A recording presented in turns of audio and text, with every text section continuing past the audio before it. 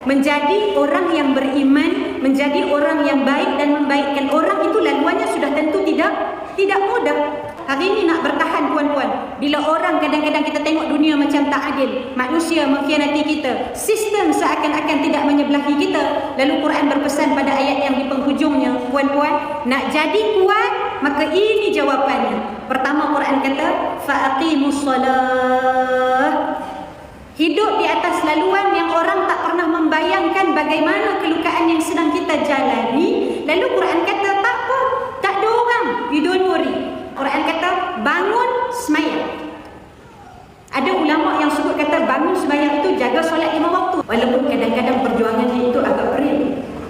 Nak dapat 5 waktu yang betul-betul, 5 waktu yang on time, yang khusyuk itu puan-puan, ya Allah, beratnya itu.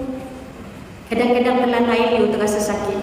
Kita bicara, kita terluka, kat mana diri kita dalam solat 5 waktu yang dirikan? Kita kata kita tak bahagia. Sebanyak mana usaha kita untuk cari khusyuk dalam solat pada kebahagiaan yang kita inginkan? Kita berbicara soal hidup tidak menyebelahi kita.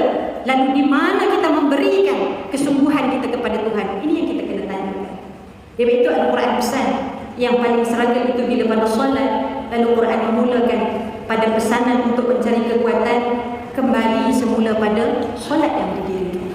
Kalau hari ini kita rasa masih ada banyak masalah dengan kehidupan kita, berhati semula di mana duduk solat kita.